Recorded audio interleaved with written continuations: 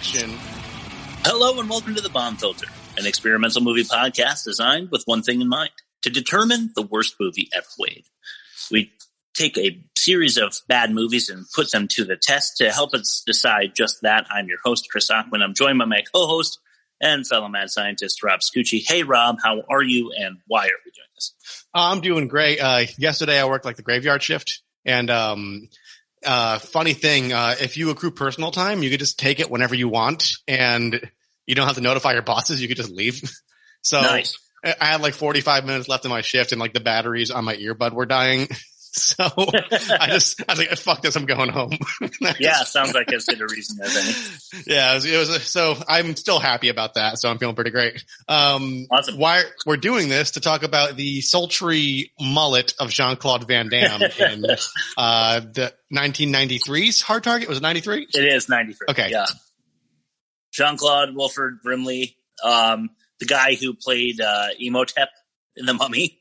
I couldn't place who it was, and I didn't want to look it up. I was trying to see if it popped in my head. He looks so familiar. Yeah, and I forget his name. Eric Henriksen or Lance, something like that. Fushan, anyway. He played the android in I believe it was the first Alien movie. It's a famous scene where the alien like comes out of his stomach. Yeah, he's that like android. Yeah. So not a terrible cast. Yeah. You want to do some bad reviews? Let's do it. Okay, James Brundage of filmcritic.com. Hard Target my ass.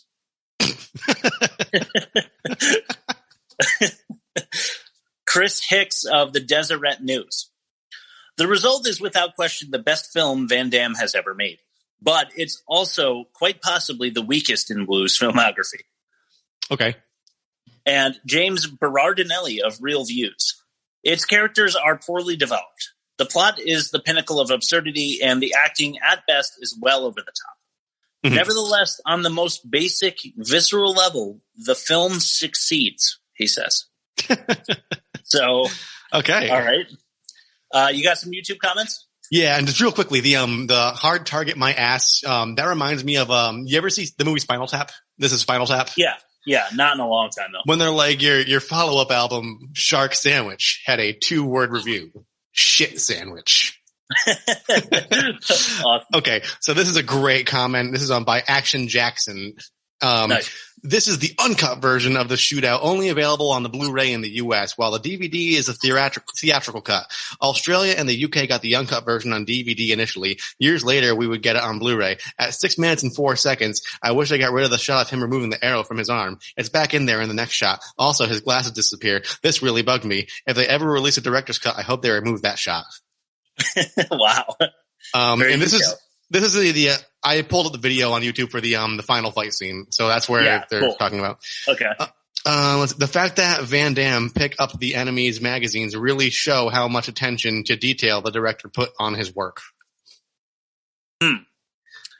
Okay. Yeah. Fun action flick, and there was several elements from Hard Boiled recreated. I guess it's another movie they're talking about. Yeah, I hadn't seen it, but I think that's a John Woo film. Okay. And then my favorite, and this is what I'm going to end on. Sadly, they don't make movies like this anymore. Yes, sadly. Yeah. Well, we got some people that were defending this movie. At least I did. I don't know about you, but let them listen to this and we will pick it apart for them. It's not good. No. It's kind of fun. It's entertaining. It's like, If I were like the movie announcer, I'd be like high octane entertainment, like one of those films. Right? Yeah, it's one of the. Yeah, for sure. Okay, cool. So we'll do our first test now. Okay. The Keystone Apparatus. All right. So I'm going to give you 7 movies in an attempt to get an ecosystem of films that this exists in. So it's suggested to us by the streaming service we watch it on. And we're going to take the critic average from Rotten Tomatoes for all 7 of those movies and compare it to the critic score for Hard Target. That will give us our score for the test. Test number 1, the Keystone Apparatus. Ladies and gentlemen, boys and girls, step up to witness my latest creation, the darn tootin', rage-inducing, convoluted, highfalutin Keystone Apparatus. You want to know if you're predator or prey? Then Step this way and have your say. Wait, oh no, what's happening? Something is going terribly wrong! The Keystone Apparatus. All right, so the first movie that was suggested to me, and I always try to just take one, at most two from the same actor. It was Kickboxer, Jean-Claude Van Damme. Have you seen that one? No. I love that movie. Okay. It's terrible. It's another one of these like super fun, really bad movies. Maybe we'll do it on the pod. Yeah. Later this season or next season, something like that. It got a 36. Okay. Above the Law, and this is Steven Seagal. I don't know if we've mentioned him. I think maybe once or twice already. Yeah, he may have gotten like an honorable mention or like been in the Keystone for previous action, maybe like in Bangkok Dangerous or something like that. I was saying to you that I don't want to go too action heavy. Yeah. So we'll talk about a movie that we're doing next week that I don't think qualifies as action later. But we should do Seagal. He's got a lot of bad movies. Above the Law got a 47. Okay. A movie called Trespass with Bill Paxton, I haven't heard of, actually got a 70. I know Trespass with Nicolas Cage. Yeah, that's not as good. No. I've heard. Ricochet with Denzel got a 74. Okay. Tango and Cash with Stallone and Kurt Russell got a 30. I was surprised. I thought that was a good movie. I haven't seen it, but I've heard it. Commando with Schwarzenegger. We're definitely doing that one. Another action film. That actually got a 69. I think it's pretty bad, though. Okay.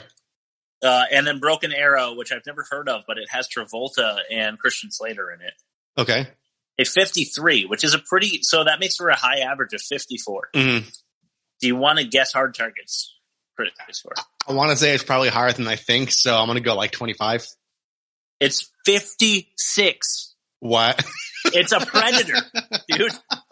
Plus 2%. So, all right, people who are defending it, you get one blow against us here. We're going to see how it ranks against our champion from last week later, but you get the first salvo. Congratulations. Maybe we'll find this out later. There weren't a lot of plot holes. It was pretty straightforward. So maybe that's part of it. That's true. I am going to thread a needle through some of the finer holes that I found later. Okay. But yeah, no major. I think you're right. There's no like huge major plot issues. Nah, it's pretty linear, and it's just like I think all the flaws in the movie is how the action's kind of phoned in my opinion. But we'll get there. It is. It's too explosive, and it's well overacted. And I think the accent by Brimley is something we're going to talk about again. And again. God, yeah. But as for now, let's do test number 2, the elevator movie plot pitch. All right. Okay, so right now it's Jaws at, 8 seconds? 8 seconds, yep. So any amount of time it takes me to summarize this movie past 8 seconds is going to be the score for this movie. So I'm going to summarize it as fast as I can in test number 2, the elevator movie plot pitch. The elevator movie plot pitch. Okay, Rob, you got your stopwatch. Yep. 3, 2, 1, go. A charming homeless man succeeds in killing a guy who is hunting him down.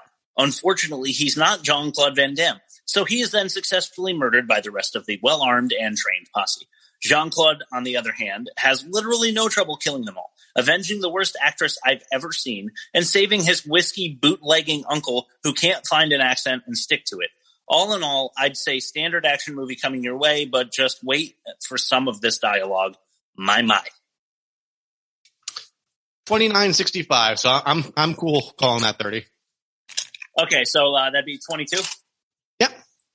And how do you feel about a star rating on that one? I'll give you a 4. Okay, look at that. It's scoring pretty well so far. Yeah. But this is where it's going to take a dip. We're going to get into the dialogue here. Oh, yeah. So test number 3, the indefensible dialogue counter, is exactly that. We take all of the lines that we notice that are completely ridiculous, and I feed them to Rob. If Rob can't defend them, we tally them up for our score in test number 3, the indefensible dialogue counter. Something that makes absolutely no sense. Something similarly stupid. Cool. Number 1 is Elijah. That's Roper. Yeah. And I don't know. Maybe you should defend this one. I shouldn't even come at you with ones that I'm like so weak on. But I didn't like the phrasing here, and I want to know what you think. Okay. So he's a fellow homeless man with Mr. Binder. When he goes missing, she's looking for her daddy, and he says to her, "I'm afraid your daddy is like the rest of us, out of doors, you know?" Yeah. I'm not going to defend it because that seems like a homeless phrase. Like, I'm out of doors. Like, I'm not living in a residence. But then he's pretty well spoken throughout the rest of the movie. Okay. All right. I thought you might defend it because it seems like you can never say this word, but a colloquialism of the homeless in the area. So, but yeah, you're right. He is pretty well spoken elsewise. So, we'll tally that one. Yeah, and the thing is, like, because they're all at least in like the human hunting game, they all go after like former Marines, and they seem to have been pretty high ranking people who are like they're not like the mentally ill homeless that you see or like the drug addicted homeless. They're just like down on their luck, but like they are highly competent people. Yeah, it seems that's true. Yeah. Okay, so number 2 is Chance, and that is Van Damme's character. He is saving Nat from the robber/rapist group outside of the diner. Yeah. And he says to one of them, "Now take your pig stitch and your boyfriend and find a bus to catch."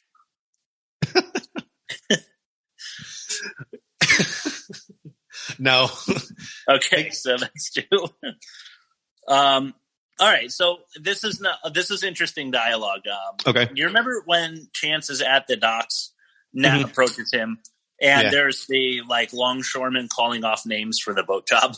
Yeah, did you catch some of those names? Because I had to write them down. I paused it and read the captions and wrote them down. All right, let me read a couple of them. This is like kind of an early bad credit name, basically. Okay. I'll start slow. There's only 4.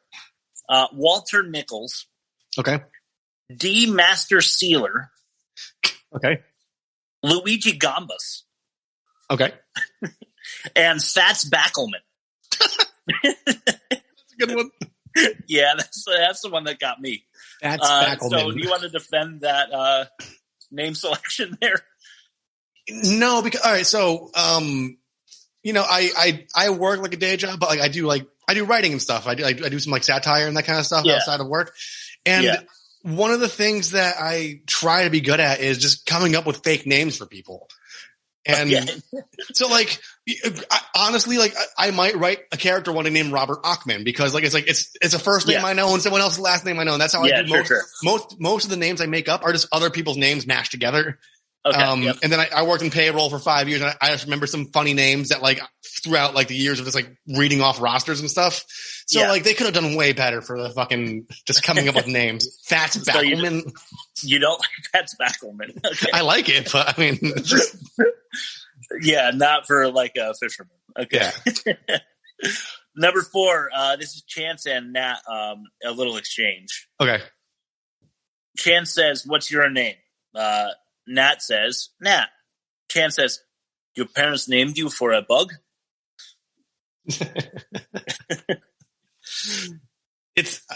I'll defend it because it's something I would believe he would say because he's trying to make a pun. He's trying to like make light. Good. Her dad is dead. He just rescued her from like God knows what may have happened if he didn't show up. So like, named you after a bug. Like, I can kind of see that as being a little endearing. So I'll give him that. Okay, fair enough. Okay, I'm with you. Number 5, Nat and Chance again, right? Mm-hmm. This is immediately following. Nat says, "What kind of name is Chance?" Chance says, "Well, my mama took one." That's the damn dryer. I'm sorry. That's fine. You're good, man. It added a nice background noise to my mama took one.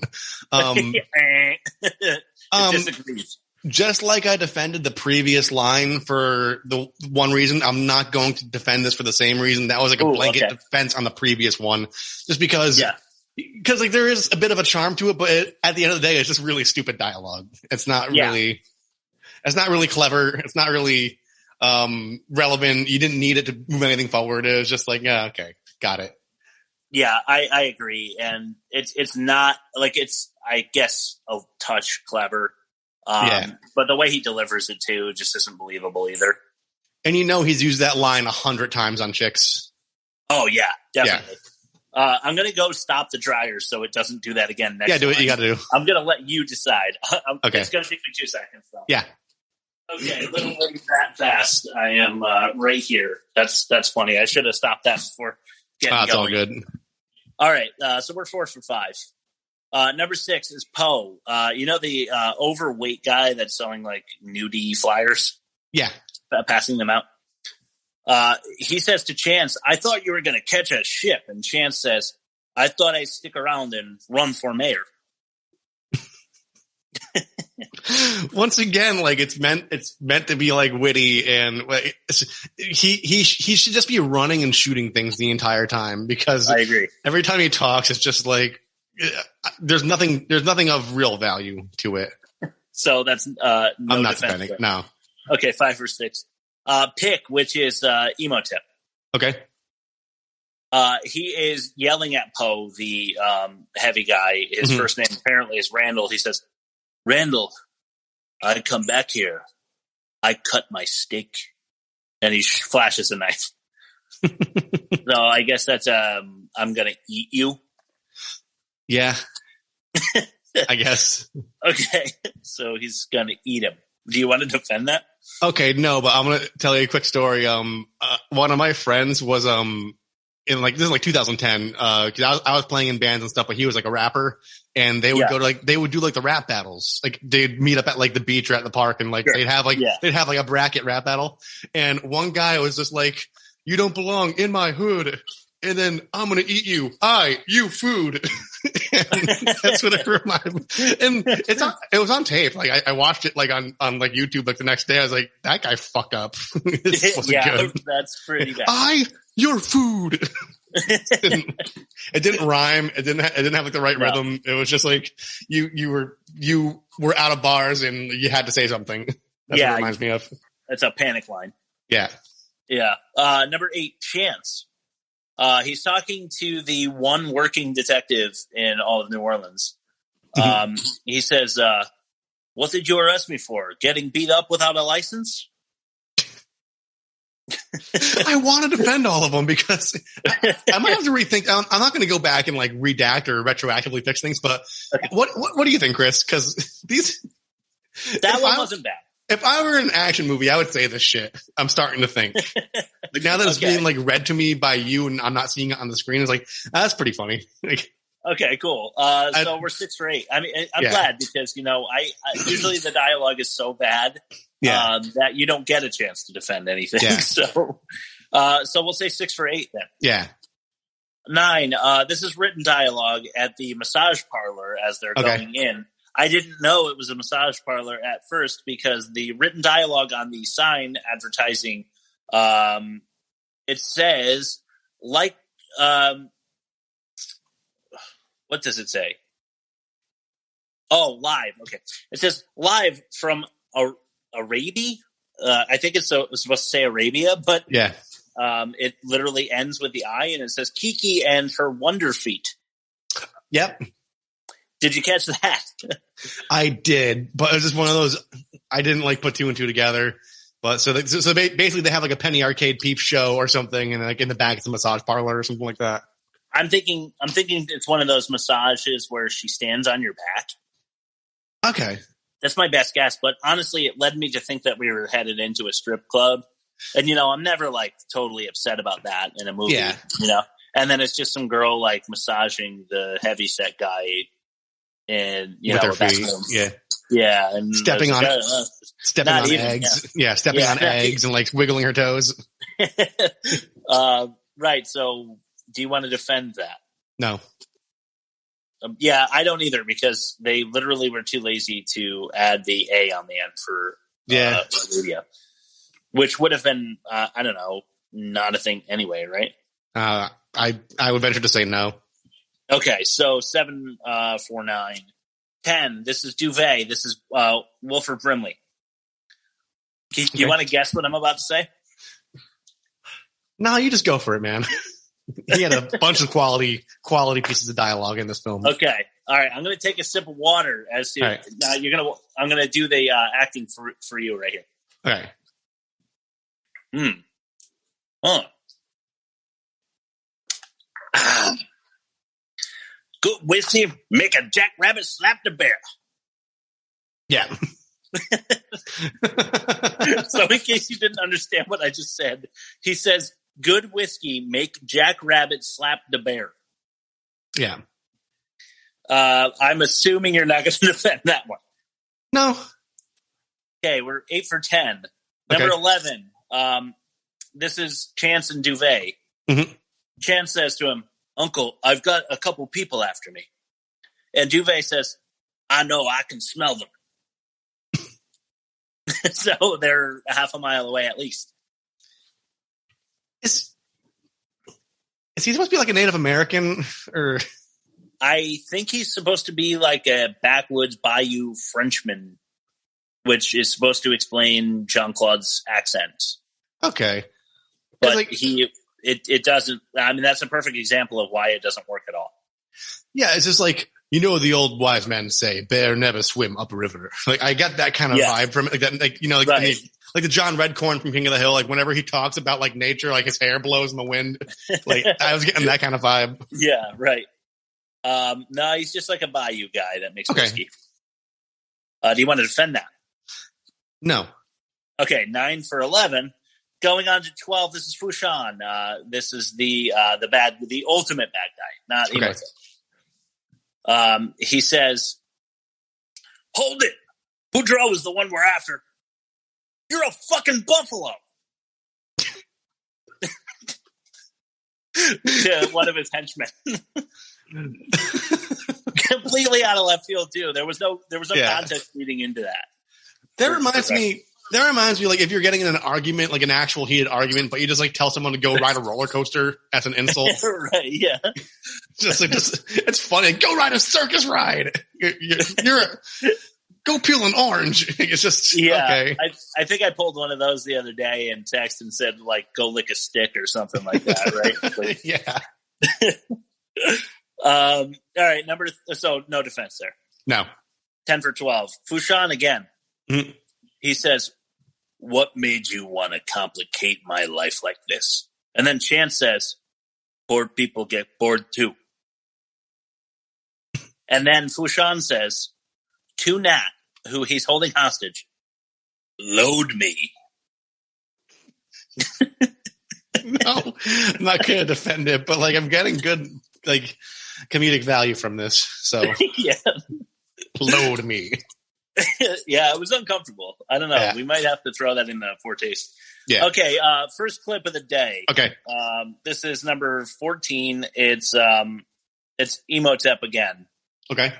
Now, yeah, this is going to be a repeat theme, so pay attention to this clip, guys. All right, here we go. Boudreaux.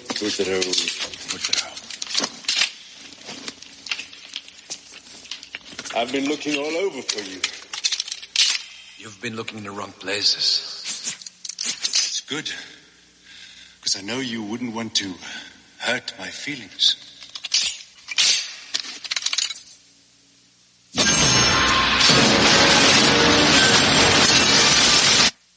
So, did I miss something? That doesn't make any sense, right? No, it doesn't. Am I crazy? No, but let me tell you, like, the sound of guns being, like, loaded and cocked, like, in the background with a little bit of reverb, like we just heard. Yeah.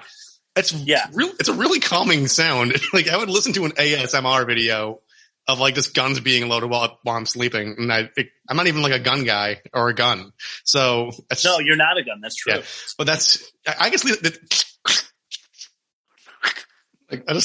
like, it's kind of nice, right? Yeah. Yeah, I agree.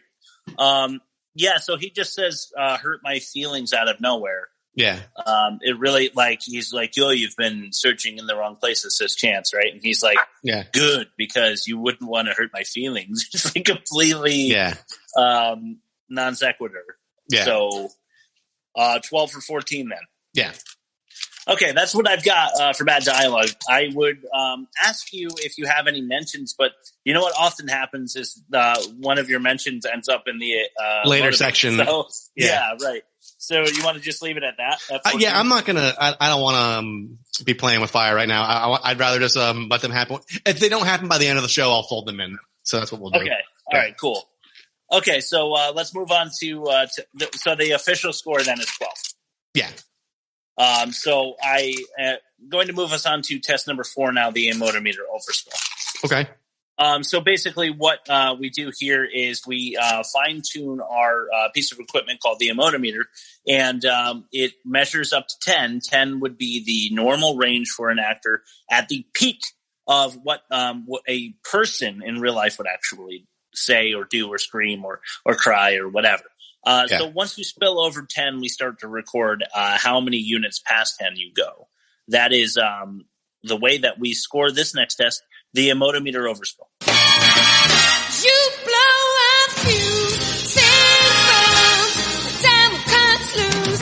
The ammotometer overspill, where screaming is king. Of falling in love. All right, cool. So number 1, I'm just going to go out there, and maybe I shouldn't say this, but I think this girl got her job because she's good looking. Yeah. And that's it. Yeah, I'll say that. I wrote down the pretty girl expressions. Mm-hmm. She's overacting because excitement, shock, sorrow are all the same face. Yeah. So that was a tricky one for me to plug into the ammotometer, but it came back as 16. Okay. Also, they know that she's so bad that they don't allow her to react to her own father's death. Yeah. So the detective says, I'm sorry, we found the body of your father or whatever. And then you see her for a split second, like, you know, just these wide eyes. and then they move to the next scene because they don't want to give her the like emotional breakdown moment because she's that bad. That also came back as 16, just the wide-eyed glare. Okay. So now we're going to get into a little bit of dialogue. I wanted to get those out of the way. I really thought she was atrocious. I don't know about you. Yeah, it's just she felt just like a stand-in. She didn't like she didn't have a personality. It's like when you see it in a lot of these movies where like the person doesn't seem like they want to be there. They don't want to be part of the film. Yeah, she just wants to take the paycheck and go home. So pick that's in this case emote ep sneaks up on Poe as he's sleeping. That's the overweight guy. Yeah, and he goes, "Wakey, wakey, you fat fuck!" And he chops down on his stomach in the middle of his sleep, and then throws him into a wall. And that came back a 21, which is a pretty high score. Big jump. That line, dude, I was laughing for a good minute there. If that guy owes you money or needs to be alive to follow through on something that he like messed up that screwed you over, and he's that big and unhealthy looking, like he looks like he's gonna pop and his heart's gonna stop at any moment. Why would you karate chop him in his sleep like that? That could have fucking killed him. Startle him with the fat fuck scream. Yeah. All right, guys. So we do have a few clips for this motometer because this was the place I think where they're going to score the worst. So we tried to focus heavily on the clips for this particular test because it just is going to demonstrate for you, in our opinion, why this movie is so bad. So clip number 2 is our first for the motometer, and we're calling this one Henchman Advice. Okay. Friendly advice, Boudreaux. Get the fuck out of Dodge. Do it today. And tell that bitch girlfriend of yours to point her titties north and step on the gas.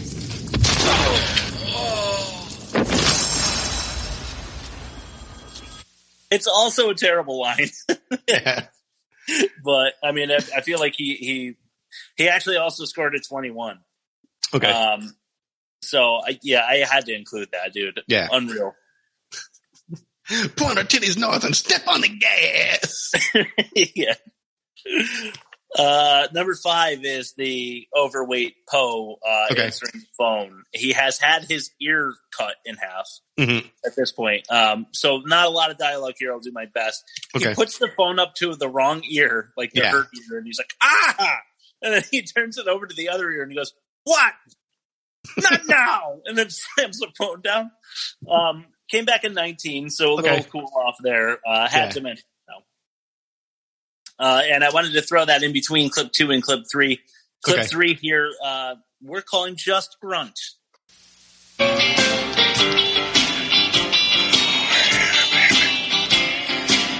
Hello, Paul. What the fuck? You miss me? Oh, Christ, not again. Looks like you're short an ear. So you better listen very carefully. Now. Who sent those apes after me? I don't know what you're talking about. 2 million people in this city.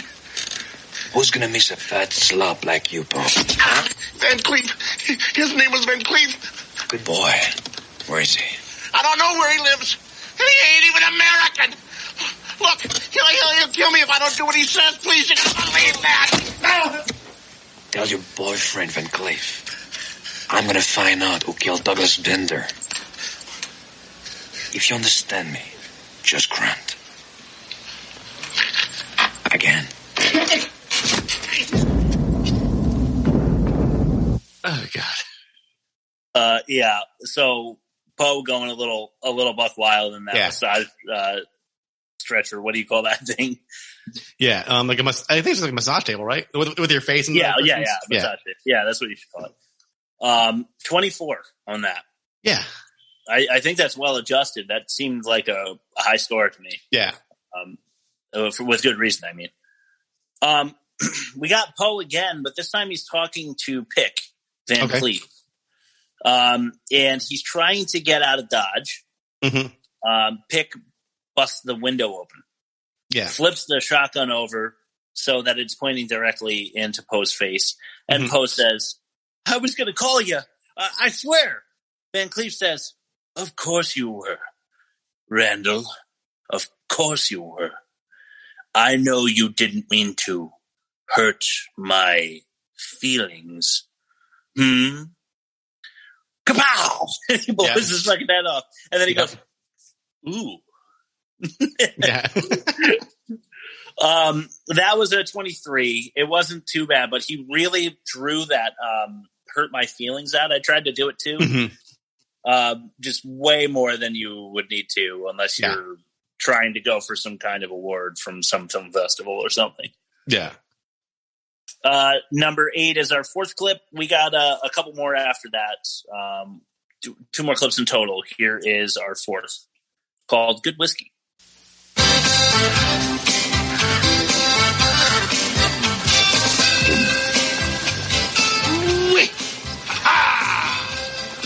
Sometime I made myself be.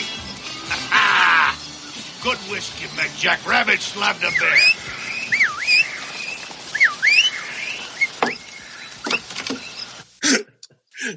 Yeah, I know I did that line already, but it's also really.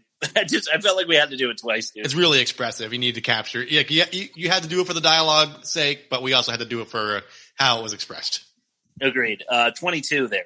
Yeah. Not the most overacted thing, but definitely over the top. Yeah. I'm gonna go in reverse order here. I have these backwards. I'm just gonna do Duvet. This is the same guy that just gave us the whiskey line, right? Yeah. He is screaming for some reason at Nat for shooting a bad guy in the shootout. He says, now look what you do. Give me that gun. I take care of all this bad guys. Give me the gun. 24 there. Definitely there's more to it. I didn't understand it. I really didn't know why he was like jealous that she killed the bad. I didn't understand it all. Maybe because he's a purist and he wanted it to be done with an arrow or something. Maybe. Yeah. I don't know. We'll go with that. And this is our last clip of the Motometer, and it is a doozy. This is the bad guy, Fushan. You cannot go without mentioning him. He had some pretty bad overacted scenes here, but this is the worst in our opinion.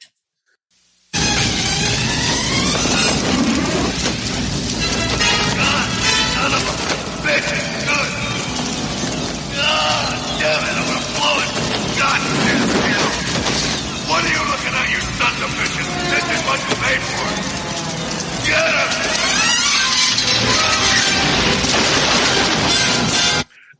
There's also a bit of physical acting there where he is like throwing the flaming jacket off of his back, and then he's like Ultimate Warrior, or like Hulk Hoganing himself up to get ready to deal with Chance, So he's like, "Come on,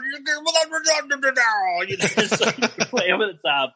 He got a 28. I suggest if you haven't seen the movie, you go and watch that scene. It's worse than it sounds. One thing on one of the YouTube comments, it wasn't worth bringing in because it wasn't funny, but someone did say that his jacket wasn't supposed to light on fire on that scene. It just happened by accident. And that was him acting it out. And it lost credibility when that shows a testament to their fabulous acting and their commitment to their roles. No, it doesn't. Man, I wonder if that's true. It can't be because it had to have some sort of accelerant on it. Jackets just don't catch on fire. Yeah, so. No, they don't. You're right. It would have to be maybe Jean-Claude was wearing it before and the oil from his hair. Oh, okay. The fucking mullet. Who knows? All right, let's send it on into the full-on ASSCHEEK Arena where who is set to battle his next opponent, Emile Fushan. I'm excited for this one. All right. Let's do it. Ladies and gentlemen, let's get ready to ASSCHEEK! Hello and welcome, ladies and gentlemen, boys and girls, friends from distant nations, to ASSCHEEK Arena. Introducing first from parts unknown, standing 6 feet and weighing in at 172 pounds, your challenger, Emile Fushan. And now fighting out of Lexington, Kentucky, standing at 6 feet and weighing in at 128 pounds of battered, butchered meat, your ever-dangerous 5-time defending ASSCHEEK champion of the world, Ermest P. Worrell. And there's the bell. Emile Fushan is taking a lap around what seems to be a half-alive and starving husk of a human in Ermest. It seems Ermest was unable to leave the arena after last week's bout. He has only one leg, is completely blind, missing a finger, and very low on blood. Getting food and water is impossible, especially when everyone is afraid to go near you. Fushan is taunting the champion, but Ermest is unable to lift a finger. Fushan now taunting the crowd, calling them a herd of buffaloes? Is that supposed to be insulting? Anyway, Ermest is able to lift a finger after all, the middle finger, to be precise, aiming that disc in each direction. He doesn't know where Fushan is. A gurgle from Ermest, and he has gone completely limp. Fushan now approaching Ermest's dangerous move. He pokes Ermest with a rifle, and Ermest is unresponsive. Might that have been Ermest's last breath? A death rattle from the champion? The medical staff is out on the floor of the arena. It appears Ermest may indeed have passed on. We're going to need a minute here. We're going to send it to one of our sponsors. Rob at the pod, take it away. Thanks, ASSCHEEK. Today's episode of The Bomb Filter.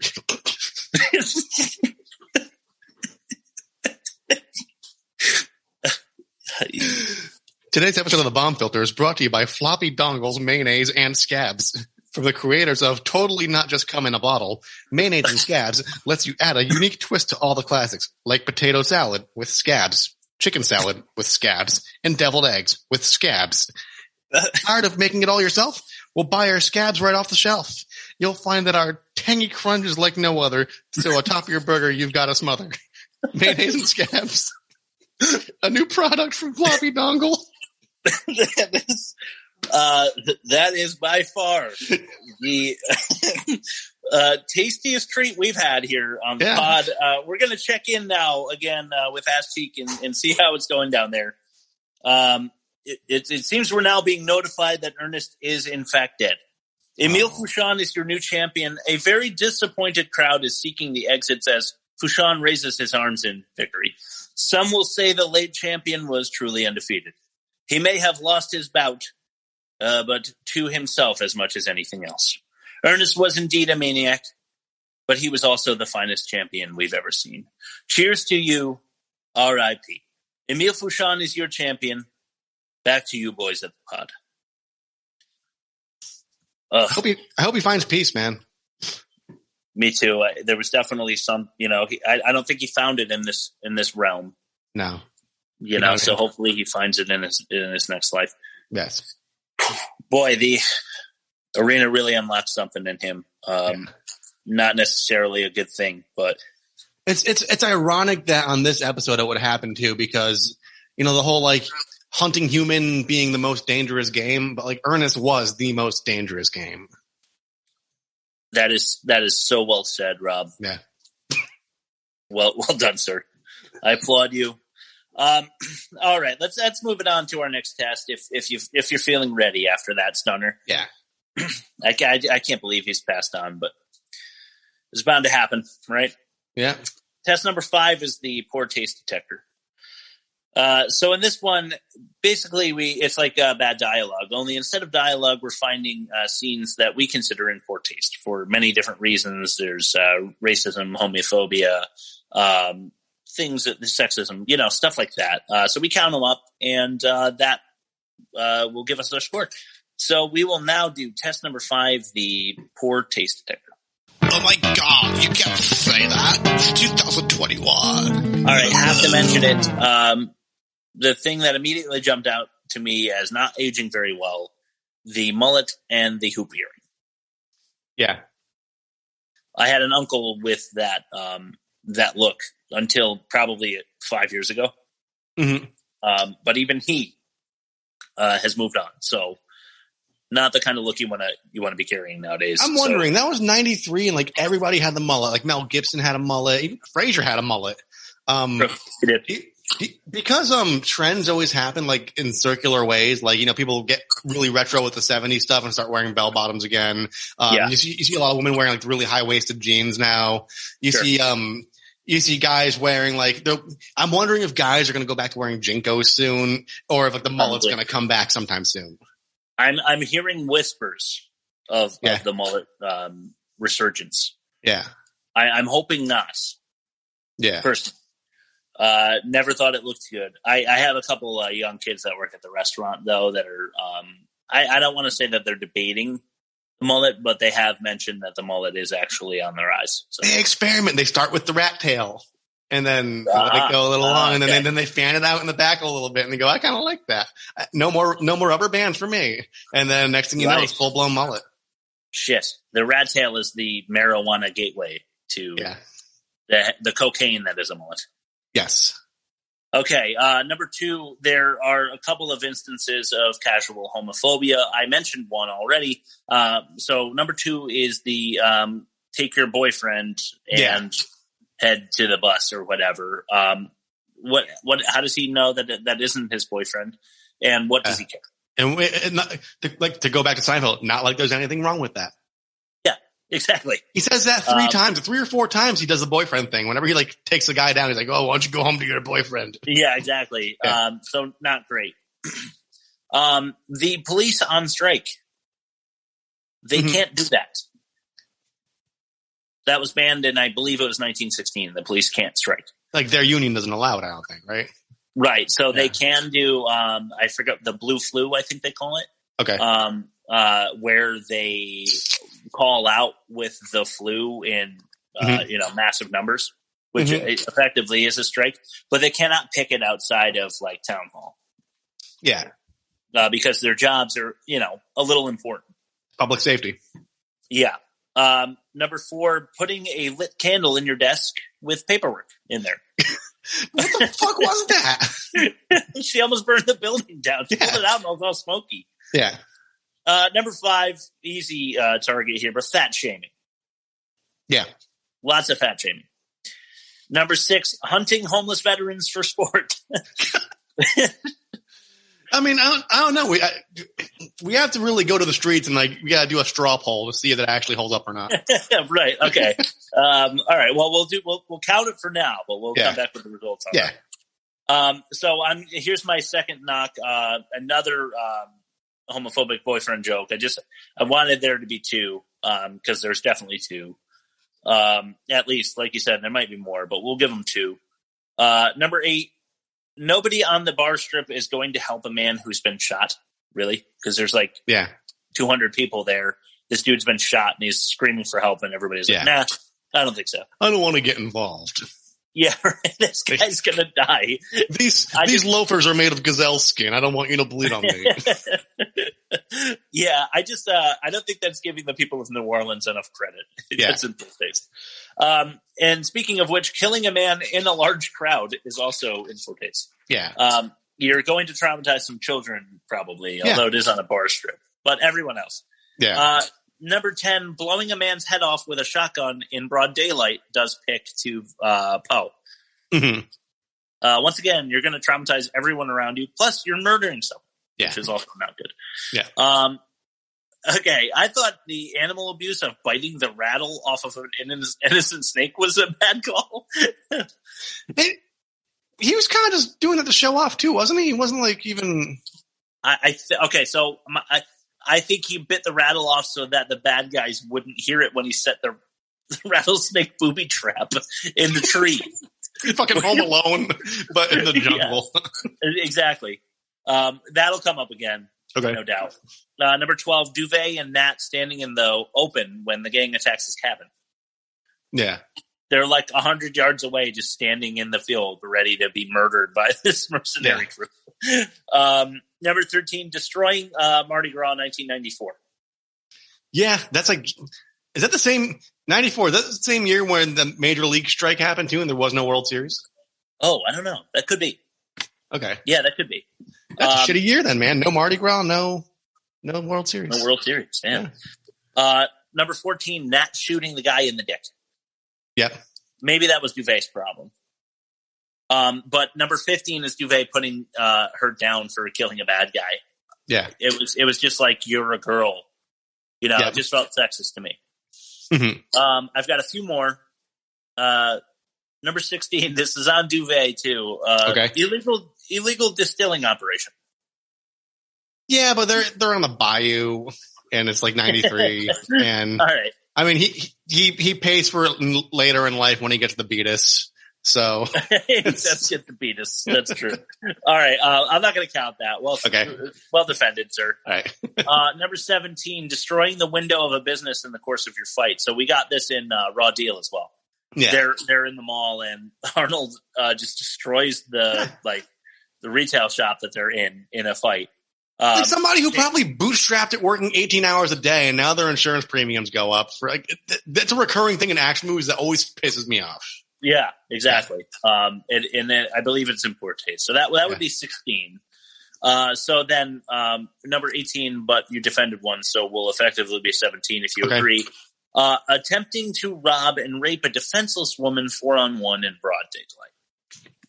Yeah, that's never really a good look for that. Okay.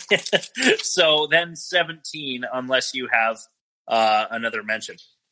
I don't know if this counts as a trope or as poor taste, but because we've seen it before. Yeah. The grenade in the pants.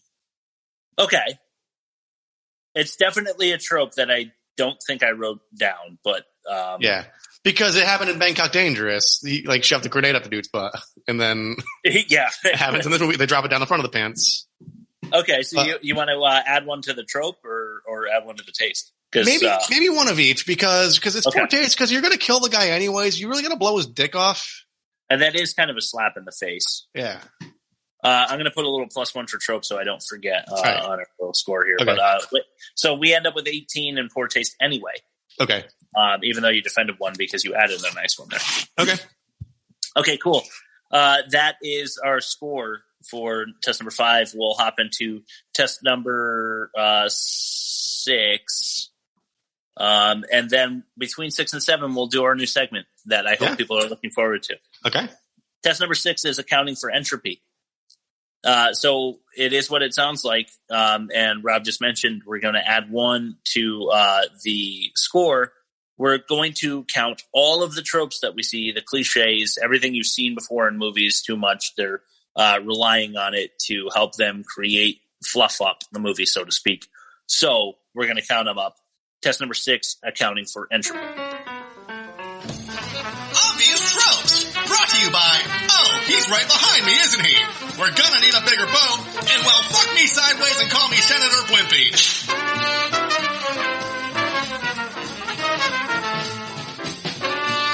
All right, cool. I've got the down and out good guy.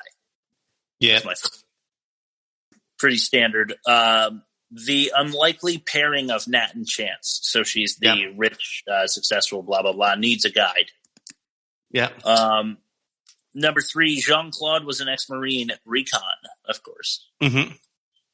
Number 4, he's moral. He threw the captain overboard for smuggling. Of course he did. Yeah. 5, the most dangerous game. Yep. Zodiac Killer. I mean, come on. Mm-hmm. Yep. Yeah. Number 6, a truck ramming through a gate. Just had to mention it in the cemetery. They have a truck ram through. How many times have we seen that in our episodes? Every action movie. Seriously. It always happens. I think it's because it's like a cheap thrill, you know? Yeah, it requires little coordination. You need a stunt driver, or you can just have the like a brick on the gas and then like a dummy in the front seat. You don't need any real effort for that. True. Number 7, I feel like we should maybe even double up on this one, but Stormtrooper trope. Mm-hmm. Yeah. So they get shot at by machine guns, grenade launchers, harpoon guns, throwing knives. Like 90 rounds a second per gun. It's crazy, and I think Chance gets hit once in the leg or something. Yeah. Which doesn't seem to matter, and Duvet gets hit once in the can. And I don't mean his butt. Number 8, anything becomes a ramp in a motorcycle chase. This is like a la Grease 2. Yep. He just like hops a whole car. Chance doesn't do quite that bad a move there, but he does jump a burning motorcycle, and you wonder, like, you just can't bunny hop a motorcycle, especially with a passenger. Yeah. You had mentioned the core strength it would take for you to like lift a motorcycle into the. Number 9, the exploding truck. So right there, and this is all, these few here are all in one tight little bundle, but Chance gets off of the bike and turns around and shoots at the truck, and it explodes, of course. Yeah. It's like in Grand Theft Auto, if you shoot the gas tank, the car will blow up, only like the truck must be littered with gas tanks. Because he shot it like in the tailgate and the thing blew up. The gas tank shooting explosions in this movie in particular were disproportionately large. Yes, I will agree with that. Definitely going to be mentioned again when we get into test number 7. Yeah. But it is also a trope. I had to write down the exploding truck, and we'll see. I'm not sure if I do again, but if you feel like we should do a +2 or a +3, let me know. Slow-mo run from the explosion, the same explosion we're talking about. Yeah. He turns around, and he does everything short of jumping and getting pushed by the, explosion. Like the double jump. You're in midair, and then like the blast makes you jump off again. Yeah, I just don't think they had the budget for that. Yeah. Number 11, the abandoned factory showdown, another Bangkok Dangerous reference. Yeah. So for some reason, they always end up in some like elaborate factory or something. Mm-hmm. Terminator 2 also. Yep. The Rambo snake trap. I said it was going to come up again. Yeah. So Rambo booby traps the forest, and it shows his acumen for, surviving the wild. Mm-hmm. It turns it on people, though, and so, too, does Chance here with the biting the rattle off of the snake and then, like, roping it to a tree where it then jumps down and bites a guy in the face. Yep. That's a trick right there. Mm-hmm. Number 13. Also, this is kind of on the same vein of the Stormtrooper trope, but unlimited ammo. Yep. So they do show you chance reloading a couple times throughout the movie. Yeah. Which is good, but in the final scene, I think that they think you're going to be so enthralled that you forget, or they forgot, because Chance doesn't reload for the last, 6 minutes or something. Yeah. He's got 2 pistols, and they've got 100 shots each. Yeah. And then the final one I had, and then I'll ask you for mentions, and then we'll see what we're going to do about adding to it. Okay. But I mentioned before the pocket flask bullet stopper. So it's Duvet, his uncle, takes the harpoon to the chest or whatever it was. But he had a flask there that would totally not, I don't know if it was a bullet, an arrow, and maybe, I don't know. So maybe it would stop. It just still also has to happen to be there. You know what I mean? So it's cheesy in my opinion. That would be 14, but we're going to plus 1. For the grenade in the pants. Do you want a plus 1 again for an additional stormtrooper or an additional explosion in the Mardi Gras factory? 1 for each, because they do it all the time. And I have one I want to add that you kind of touched on. Sure. You brought it up with the motorcycle, and it reminded me of what I was thinking when I was watching it. Just the cliche of being able to get in any vehicle or any type of device and know how to use it instantly and go straight to action. I hate that trope because Stacy has a hatchback. I have a sedan, right? My sedan has a little twisty on the stick to turn the headlights on. Yeah. Hers has the knob against the dash that you toggle to the side. Okay. And I know both cars. They're both registered to us. We own them. But if I have to ride her car around because I just like the car seats in there or something better for the kids. Yeah. Right. I go to turn the lights on as I get on a main road, and I'm like, oh shit, where's the light switch? It's my own car. It's our own car. And you're telling me this guy's just jumping on a Kawasaki or a chopper and immediately knows how to hold a shotgun while driving it and know where the throttle is. No, because even if you know how to use those things, it's they're all different a little bit. That's true. That's very true. Okay, well then it deserves a plus 4 then, I think, because a plus 1 for each of the things we mentioned, and then another plus for the fact that he can matrix download the information on how to drive any vehicle. Yeah. That is definitely something you see a lot in movies that doesn't make sense. Like Catwoman, when she was able to just get on the guy's bike. Yeah. Yeah, exactly. Okay, so that's an 18. We got some big scores going on here in the second half. So that'll make for an interesting comparison when we get to it later. But for now, we're going to pull up our new segment, dude. Okay. And were you able to get around to that, Pumper? Yes, I was. Okay, sweet. I can't wait to hear that. This one is called the shitcoin. So what we do here is we fluff up conversation with Bitcoin miners that are also mining for our money on Instagram. So we like to mess with them and keep the conversation going as long as we can with these people because it's funny. So we're going to read for you another interaction we had with one of these people on Instagram. Let's do the shitcoin. It's $4.50 for a large coffee. All right. Do you take shitcoin?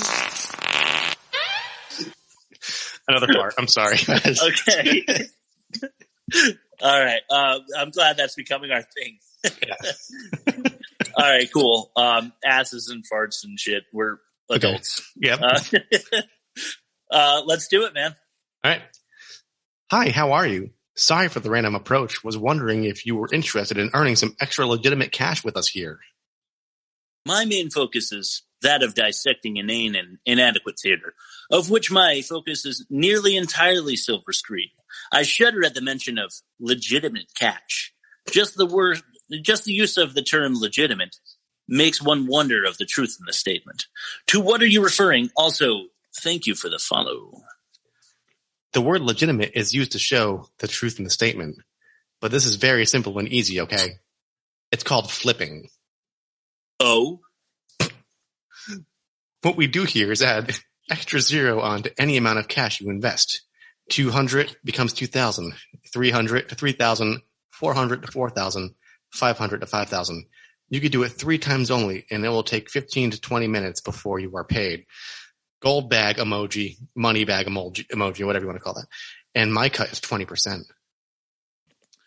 So how is it that you procure that extra zero? Also, what is the nature of the investment? The company puts said funds into some mutual fund? The monies are invested in some future technology? Okay, dear. Let me explain how this works. So we are partners with Cash App Better Business that allows us to help U.S. citizens get paid, and this is definitely safe and legit. How does this program works? First, you'll have to conjure up the amount you want to get started with. Your return will be 10 times the amount you got started off with. For example, you want to get started off with 200. This cash will be processed and multiplied using your cash multiplier system by 10. So 200 times 10 equals 2,000. So if you invest 200, your return will be 2,000. This program is 100% legitimate, very easy, very safe, with 100% money back guarantee. My investment of late has been a heavy focus on the analysis and critique of inexpertly crafted films. It is my personal need, my opus, to deliver the people a well-thought-out, hard-hitting assessment of lesser flicks. My co-host and I can promise a large return on your personal investment in our podcast. The joy you will no doubt receive is payment in full for your time.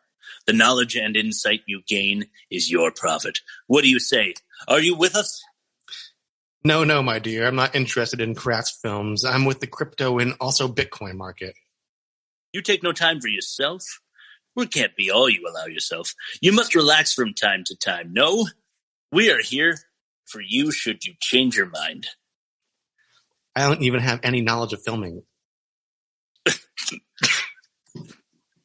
To immerse yourself in a satisfying storyline is a great escape. Yes, I do have my leisure time and also my leisure time activities, but I'm just focused to expand our program here to a worldwide settings. The best medicine is, of course, laughter. What better way to heal than to take a serious look at an unintentionally hilarious movie? We are determined to find the worst movie ever made, and we will. I thank you for extending your hand to me. Your reaching out has brightened my day. I'll think on your proposal. Until next time, adieu. Okay, no problem, my dear, and thank you for your cooperation. Okay, that end scene, that's what we say. Yeah, I tried to be. We mentioned Frasier before. I was trying to go like as Frasierly as I could for that. Yeah. Dude, really though, the best parts are when you're reading the broken English. Yeah. Because I'm legitimately stuttering over it. Because I'm like, that's not how the words go. It's just hard to, I mean, I got to give you credit, man. I don't think I do as well reading those. If it's not actual English, then I totally struggle. All right, that was your this week's shitcoin. It was definitely a little highbrow, as some people say that we can be, I guess. But I hope you enjoyed it. We're going to jump right into test number 7, bad effects, side effects. So what we do here is give them a score on a grading scale of our own design. From Deep Blue Seas, Sharks, terrible, you get a 1. Recall, that is reference to Arnold Schwarzenegger's 80s film, practical effects. Usually you get a 2 for that, because it's slightly better. A little better than that is a rock scorpion. We'll call it a scorpion most of the time. That is a reference to the rock's half god, half scorpion, humanoid thingy in The Mummy Returns. And you get a 4 if you got a Beowulf, which is a reference to the CGI in the movie Beowulf that looks almost real. So you get a 4 for that. We add up those scores for every instance that we reference, and then divide it by how many there were. That gives us our score. I hope you're understanding that. If not, we'll break it down for you a little bit more in test number 7, bad effects. Bad CGI till the day I die. All right. So I wanted to start off with a bang, so to speak, and I gave them an immediate 3 scorpions for all the explosions because they do look good. They do. They look really good. So, I'm glad you agree. They look good. There's too many. They're disproportionately large, but despite that glaring issue, they still looked good. I agree. So, that's a great way to start for them. And, I'm going to give them a bit of a demotion here. I thought that they, using the same harpoon graphic over and over again, for me was disappointing. So I gave them a recall. It's not that it looks terrible, but they put the effort into one harpoon in light speed, basically, and just used it over and over every time he shot it. They just changed the direction it was going. Yeah. So recall for that. Far too much slow-mo. We hate that here. Yeah. There was a shot where they were like, I'm pretty sure his earring and mullet shot was in slow-mo. There's a shot of an American flag that's just in slow-mo. It's like, what is this about? I actually thought I'm going to give them a Scorpion for getting that beautiful home in New Orleans to shoot at. I really loved that set. It was gorgeous. With the grand piano, the white piano, right? Yeah, the one that Fouchon is playing. Which actually comes up again in a second. Although number 5, I wrote the shot through the peephole by Van Cleef was I thought it was well done, and this is probably why people are talking about John Woo as like a action superstar.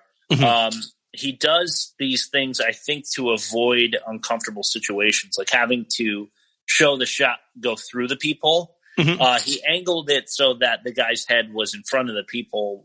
The camera's behind it. So all you have to do is show the bullet coming out of the back of his head. They don't show it go, like, it's too complicated to show a bullet go through a peephole, So I thought it was smart. And then I gave him a Scorpion again for Fouchon on the piano, because I was thinking of Grief 2. And the mistake that they made is they show Michael having to pretend to play piano, and there's a point where like he's supposed to slide his finger all the way down like the row of keys, and he's still just like puppeteering over the keys. So the easy way to avoid that is to just show a shot of Fouchon playing the piano without showing his hands. Maybe he is playing the piano for all I know. But if he's not good, you can still make him look super intelligent, because that's what it's supposed to do. By not showing his hands actually clicking the keys. So smart there too. A recall for the truck through the gate. It's not that it looks bad. It's just so cliche. You agree? Yep. And then I thought this was really cheesy. So I gave him a recall for the cemetery statue head exploding to reveal Roper's head behind it. Just a dumb idea. It's too kitschy, kind of made it a kid's movie for a second there. He's like, whoa, like he thought he was hiding behind that angel statue or something. Willikers. I thought all the shootout practical effects were good, so I'm just going to give them a Scorpion for that. It's something that you mentioned, I think, in the Raw Deal episode, was the bullets going in and out of the actors. Actually looked pretty good. There was an illogical inconsistency where the angling on Raw Deal was bad. Like the bullet went through his head up and it landed in a mirror down or something like that, but you got to give him the good, bullet hole effects in the body. Right. Number 10, the guy on the motorcycle was clearly tied to a rope when Jean-Claude kicked him in the helmet. Because he's going 50 and then all of a sudden just gets yanked backwards. But you can see his coat inflate in the back. And what that was the rope that they got rid of, and you could just see it. So a recall there. I just shouldn't know, right? I also gave them a recall for the snake headshot, because they shot through the snake's head, and it was a perfect example of the kind of practical effects you'd see in a Total Recall. It's like you know that it's like smoke and mirrors, but you enjoy it enough to suspend the disbelief to they're on a sound stage right there, but it looked cool. It does. It looks like putty kind of, but it's probably really hard to do without good CGI back then. So Duvet's house exploding at the end, I gave a Scorpion. It looked like the house blew up. It probably did, right? I thought the grenade launcher explosion was bad, though. That's the explosions that you see in movies like this where you just see sparks. Yeah. There's no like real sight of the explosion. It's just like it looks like somebody grinding metal. Yeah, there's like no core to it. You don't see like the origin of the explosion. You just see exactly like the halo of it. Right. So a recall for that, and then I had to give them a blue for the open gas can explosion. So he, we've had people tell us that if it's a totally encapsulated tank, it would take like a super high caliber bullet to like spark an actual explosion or something to that effect. But even worse, Chance throws a like on fire gas can that's already like depleting its source of gas. Yeah. You shoot that and somehow it explodes. So a blue for that because that just would never happen. Yeah, it was it was like a half-gallon sized can that had 3 bullet holes in it. So like exactly. So it was like a pint of gas, and that's what I mean by disproportionately large. It blew a hole in the fucking warehouse. Right, exactly. Yeah. It's kind of bullshit. So I tallied all this up. I divided them by the the total that we got, and the result was a 2.8. So I rounded up to a scorpion, which I think is deserved. That's fair. It's a good score too. So there you go, guys. There's your right hook, so to speak. You got us there too. The movie effects wise looked pretty good, and they had some nice tricks in there that we noticed. So all right, that's what I've got. Okay. You want to mention anything else CGI that you thought was cool or bad or anything? Not CGI, but despite the fact that the explosions looked cool, there's the camera work kind of bothered me. Especially when he was standing on 2 feet on the bike. Yeah. And then he jumps off onto the truck as it's exploding, I think, right? Yeah. Yeah. It shows him like rolling like to like the left. Yeah. But then when it shows it like head on, he's doing a perfect somersault. Like little things like that. Okay, yeah. And then one guy was standing behind a pillar, and the arrow went through the pillar in the guy's neck, and the guy fell down with the arrow. Oh, so it had to have come through the pillar. Yeah, but which it wouldn't have done. No, because it's got like the fanned out end to the arrow. So there were little things like that. Like, I didn't really knock it too hard because like it's happening so fast. You just let it slide because like if you're on that like sound stage filming that, it's fucking chaos. You're just trying to make sure no one gets injured on the set. So if that happens and it got in the shot, you just let it go. So you want to leave it as is then? I'll leave it as is. I just wanted to point it out though. Yeah. Well, good on you, because I didn't catch the somersault being like at a different angle on both shots or the fact that he fell after the pillar arrow. So, good catch. All right, let's do illogical inconsistencies. Then we will do your movie review. Okay. Bad credit names, compare the movies, talk about next week, and we'll go home, even though we're already there. Yeah, hell yeah. All right, illogical inconsistencies. Number 1. I'm not going to number them all because there's too many. Yeah. Why did Binder climb the fence when there was a dirt bike on the other side too? There's a guy like coming right at him. He's trying to climb a fence, like expend his energy and just to get to the other side where there's another like murdering psychopath. Yeah. So stupid, but worth mentioning. Why give the homeless people money? I mean, because I think the whole point is if they don't, it gives them a reason. They can start a whole new life. Yeah. And if they are confident in their former training of their former life as a Marine, then it's easy money. I think that's why they're just desperate. They want to get out of the situation. Mm-hmm. And at $10,000 is like, it's a drop in the bucket to those guys because A, they know they're going to get it back.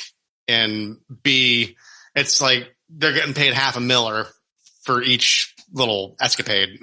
Yeah, that's true. I'm just, for me, I'd be like, you get to live if you can get to the river. Yeah. Because that would be motivation. You get to live and $10,000. Yeah, a little extra incentive, I guess. I just don't know if it's necessary, because like I would want to live, I think. Yeah. But, neither here nor there. The robbers are going to rape Nat in broad daylight. I know I said that already, but really? Yeah. I know that there are less cops on duty and stuff, but like everyone there is going to see your faces. It makes really bad for New Orleans. Exactly. Like the same way like SeaWorld probably took a hit from Jaws 3D just because like, oh, now people think like sharks are going to murder our families. Like no one, like the tourism board from New Orleans must have gotten paid a decent amount by the movie studio to like let them use their city for this movie because like they had to have realized the investment the studio made to shoot the movie there would have been worth more than what they would lose from the reputation damage. Yeah, from the pretty girls that are not going to want to like put themselves in that situation. Yeah. All right, I love it. Dude, this is what I'm here for, right? Okay. You remember the exchange he has with the waitress at the diner about the wallet situation? Yeah. She catches him trying to like get out of it, and she says, "Well, let me guess, your wallet's in your tuxedo."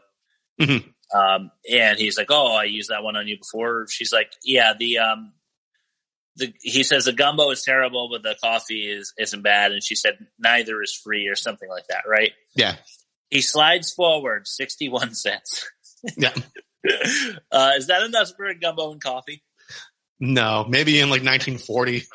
yeah. It's 1 quarter, 1 dime, 6 pennies, 4 nickels. It's 61 cents. You want to talk about illogical inconsistencies? Yeah. It's like the summer in New Orleans, and you're going to eat gumbo and black coffee in a trench coat.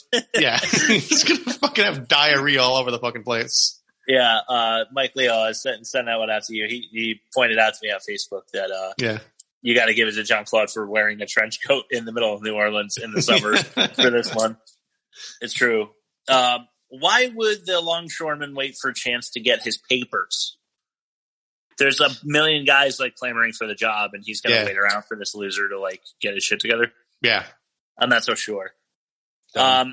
He ran from the stairs at the trailer on the docks around shipping containers, over and around barrels, possibly endangering forklift operators, etc., to get a dramatic appearance when the guy moves barrels in front of Nat's car. Yeah. So he's way behind her, and then like just imagine, I just wanted the camera to follow him like trying to stay out of her line of sight so that he can be there when the forklift operator backs up, and there he is, you know. Just imagining him doing all that running was pretty funny to me. The woman who filed the paperwork for her missing father is also the detective at the morgue. Is she literally the only cop in New Orleans? Yeah. I'm pretty sure they don't like cross labor like that either. No, they don't. I mean, we talked about that in Catwoman. Yeah. Bob said that his one of his family members is a police officer, and he knows for sure that you would never be working both departments like that. They're basically specialists. But also she's actually not, I was thinking, because, which it would be a totally ridiculous storyline anyway if she was the only cop working. But Chance is also dropped off at the police station by a couple of guys that arrested him for getting in a street fight at the crime scene. So she's not.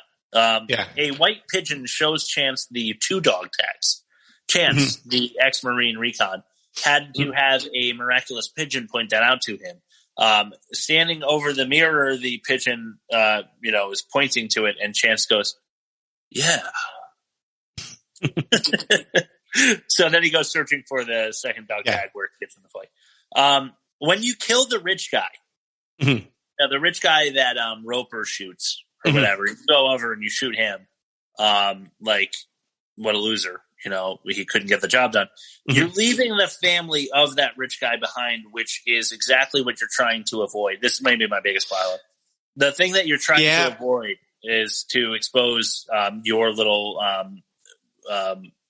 Hunger Games ring to the world. So if you kill the rich guy, his family is definitely going to come looking for him. The reason you're doing homeless veterans is so that their families don't. I mean, they were so pissed off. They cut off Fatty's ear over a homeless guy having a potential contact looking for him.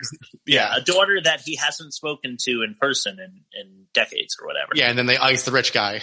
Yeah, right. And then they just kill the rich guy who has a myriad of connections, no doubt. Jean-Claude knocks out 2 guys wearing helmets. Isn't that very unlikely as they're built to withstand impacts? Yeah. Right. So he kicks harder than the cement does when you fall off a bike at 50 miles. When you're going 50 and you're just sliding on your side into a Jersey barrier. Yeah, he kicks harder than that apparently, and elbows harder than that.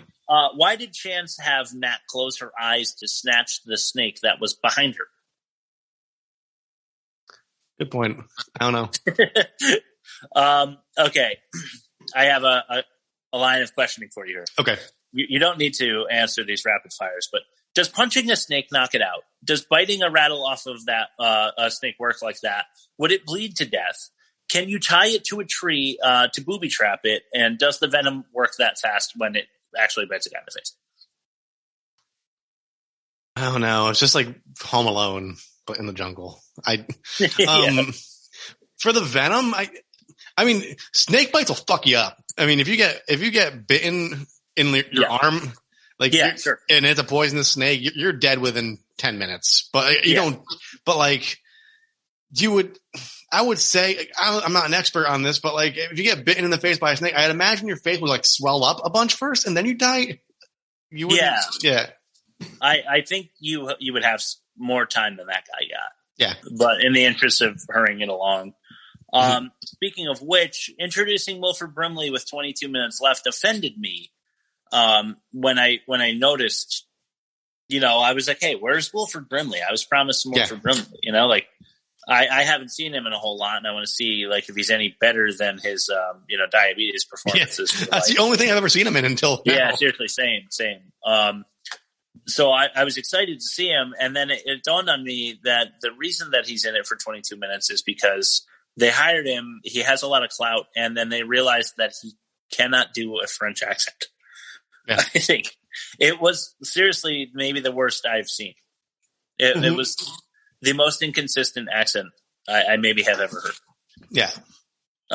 One of the henchmen definitely fell out of the helicopter when they're about to go to the factory. Did you see that? Yeah. When he landed, he just rolled out of the shop, but he definitely there was like a thud and maybe even like it hurt, I think. So if you dare to watch this again, before they are attacking the factory that Chance goes into, they're all landing outside, and the guy jumps out and definitely lands on his side accidentally. All right, I like this one. This might have even been a trope, but I just wanted to put it here. Fouchon has a clear shot at Chance. Mm-hmm. Chance doesn't even know he's there, and he goes, "Hey!" and then shoots. So Chance has the time to react to it. Yeah, I hate that shit because it's like when the villain has the soliloquy and it goes on for like 5 minutes and it's enough time for every law enforcement agent in the Tri-City area to surround you and kill you.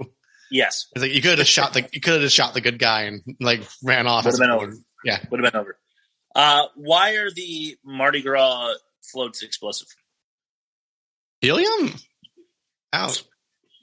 All right. I didn't do good in chemistry. Who knows? Maybe. Fouchon takes apart the grenade, right? Mm-hmm. In his hand. And he goes, and then it sparks and he goes, whoop. And then it blows up. I love that. Oh, yeah. I had to put that in there. All right, dude, you want to do your movie review? Yeah, and this is actually a logical inconsistency that it's going to be in the review. So, okay. An underground syndicate of elite human poachers are taken down by a guy who only got involved because he needed $217. Let that sink in for a second. All the romance, drama, action, chasing, and torture, all of it, it all could have been avoided if the man didn't have union dues. That alone makes this movie a keeper in my eyes. Solid piece. Well done. $217. Well done. Remember, I'll give you $100 a day to help me find my daddy. And he goes, I'll do it for 2 days, but I need $217. He could have asked for any amount of money. He could have said, I want $500. I want $1,000. I want my union dues so I can go back on that boat. Yeah, right. This whole thing happened. Everything transpired in this movie because of $217. Well, I guess he only had 61 cents to his name. So yeah, if he could get that, it would have been, clear sailing from there. Mm-hmm. All right, here are your bad credit names. This one's not bad. Okay. I'm kind of happy. Number 1, Richard Murphy. Okay. We went to high school with him. Hey, Rich, how are you? I hope you're listening. Number 2, we've heard this dude before, maybe 3 or 4 times now. It's Zoltan. Oh. He's like a makeup artist or something. Okay. Hey, Zoltan, how are you? I wrote it down. I don't know if it's worth being here, but Donald Orlando. Mm-hmm. Kind of fun. Yeah. Cassie Lemons. Okay. Henry Kingy Jr., Okay. Buster Cooey, I like that one. Cougar Easily, Mm-hmm. Mike Chewy Pappas. Is Chewy in quotes? It is. Okay. Clifford Happy. Clifford Happy. All right. I like that one. Philip Tallman. Okay. Harry Harris. Okay. That sucks. Harry Harris. Yeah. And finally, Dick Hancock. Yep. That takes the cake. That's the winner. All right. Let's do the movie comparison. Okay. Last week we did Jaws 3D for our first of season 3. Mm-hmm. The Keystone Apparatus score was a negative 31% in Prey for Jaws 3D. That is a bad score. A good score, +2, Predator, if you can believe it, for Hard Target. So 1-0, Jaws 3D. Plot pitch, 31 seconds to 22 in favor of Jaws 3D. It also had a worst star rating at 3.1, whereas Hard Target got a 4. So a quick 2-0 for Jaws 3D. This is working in your favor, people, defenders of Hard Target. The IDC, 15 lines of bad dialogue from Jaws 3D, and there were some real doozies in that one. And that is 3 more than the IDC for Hard Target at 12. Okay. It's a wash at 28 apiece on the emotometer. Here's where things get interesting. Poor taste detector, 18 to 16 in favor of Hard Target. They take the first punch. And then Hard Target also had 18 tropes we counted, added, whatever, fuck you, 18 to 12, 2 to 3, in favor of Jaws 3D. And, if you haven't guessed already, Jaws 3D was the deepest deep blue CGI we've ever done. So it takes the cake at, 4 to 2, which, 2 is not bad against, Jaws 3D. I feel like that was definitely a worse movie. How do you? I agree. Okay, so Jaws 3D remains this season's number 1. Hard Target number 2. At the end of next season, we're going to do a whole tournament to determine what the worst movie is so far. Cannot wait for that. But we've got like 18 or 17 more movies, I guess, to do before then.